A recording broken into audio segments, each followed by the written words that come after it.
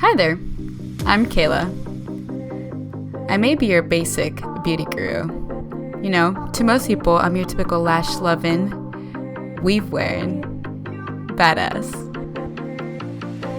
But to few, I have an alter ego, if you will. I'm like Bruce Wayne during the day and Batman at night.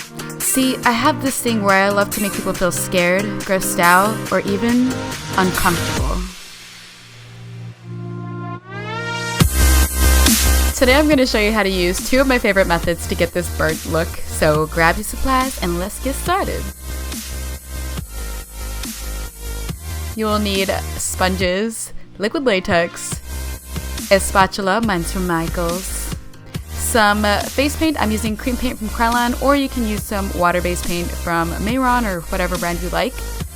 I'm also using some coffee grinds and some Vaseline to start off. I'm going to apply that on my eyebrows. If you are applying it anywhere near your hair, this just helps so it doesn't pull out your hair and hurt when you apply the liquid latex and take it off. So I'm just applying a layer of liquid latex, and I'm actually applying 3 to 4 layers and letting that build up and just dry a little bit before I start picking at it.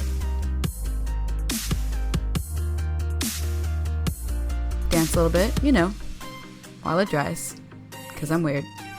Use your spatula. I'm taking the sharper end because the other end was a little tougher for me, but just be careful when you do this. So I'm just poking some holes to give it a more realistic look of a burned effect.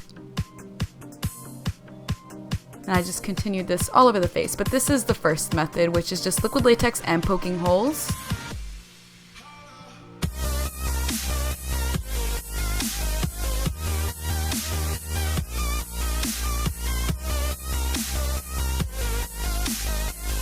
To be a little more extra, I like to do this liquid latex and then apply coffee grinds right over and then go back over with liquid latex. This method works a lot better. I actually covered up my eyebrows this time. The first time I did this, I didn't cover up my eyebrow and it didn't really give a realistic effect.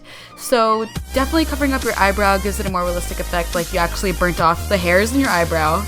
And I just applied that wherever else I wanted to. I didn't do it all over the look. I did it in sparse areas and different sporadic areas, and it just pulled it all together.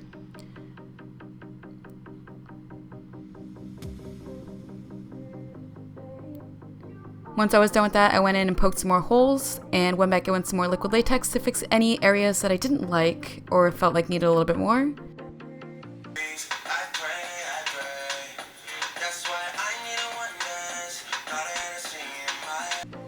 Then I took a red from my Krylon wheel. I'm going to have the product details down below, and I just applied that on the outer edges of the burnt area and the sores on the inside just to make them look a little irritated.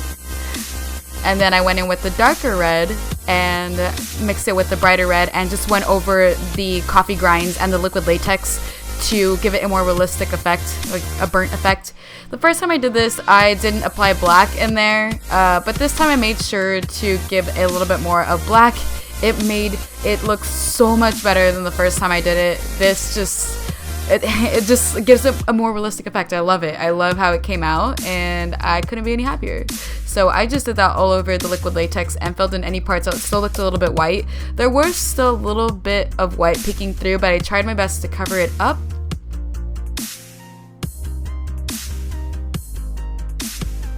For the eye, I did the same thing. I went in with the lighter red, then went in with some bits of the darker red and also some black.